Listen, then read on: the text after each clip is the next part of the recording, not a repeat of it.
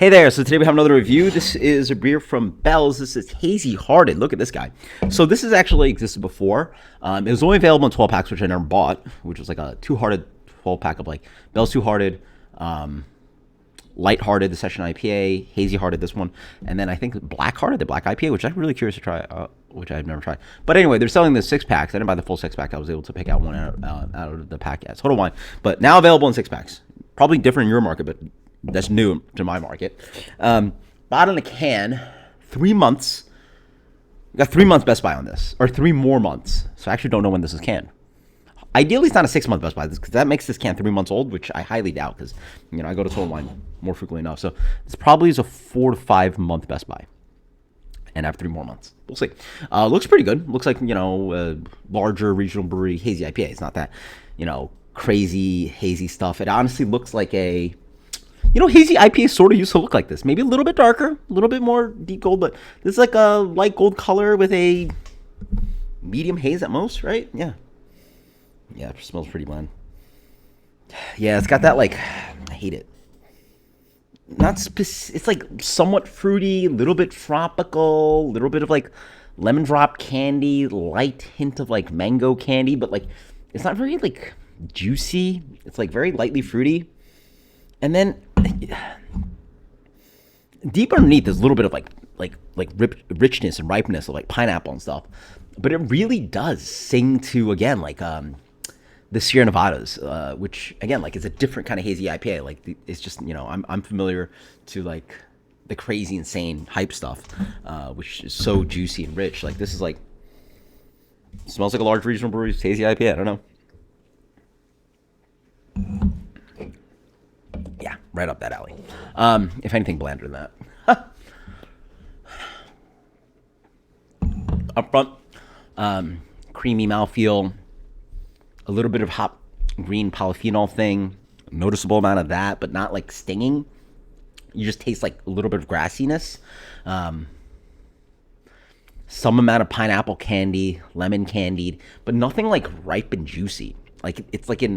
It's an impression of candied fruitiness, but nothing too actual fruit, nothing actually tasting like actual ripe citrus or tropical fruit, which is what you're looking for with hazy IPA. Body's also very thin. This beer is a full 7.5, and it's got a little bit of this kind of chalkiness too, a little bit of the green character, but none of the creamy mouthfeel to it. It's very East Coast meets West Coast kind of thing, right? It has a thin mouthfeel like a West Coast beer. It has a little bit of bitterness, more of that kind of West Coast hop character-ish, citrusy, but not actual pulpy oranges, right?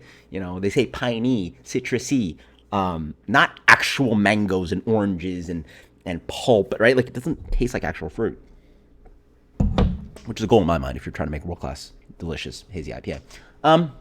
Very bland.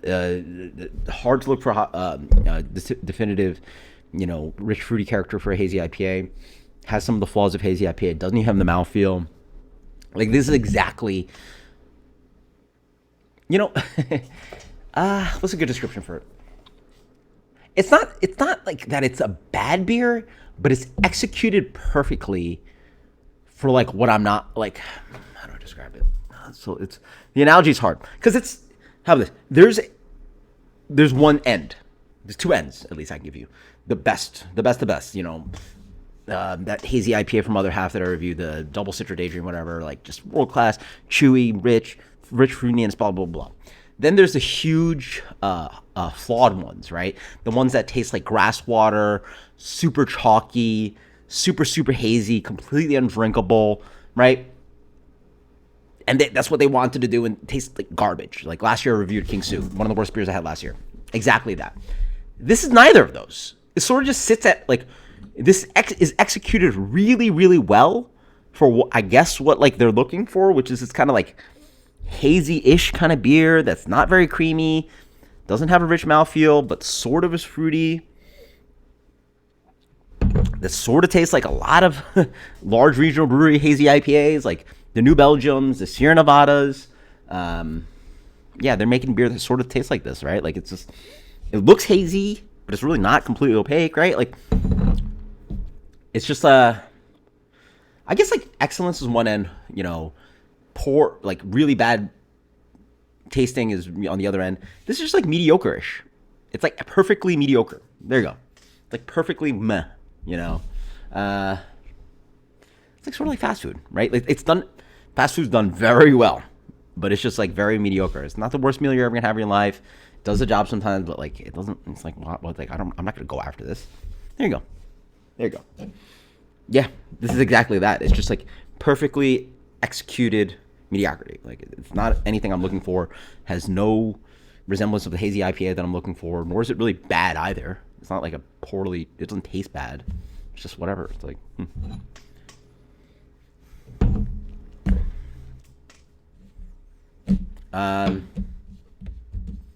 83. Yeah. 82.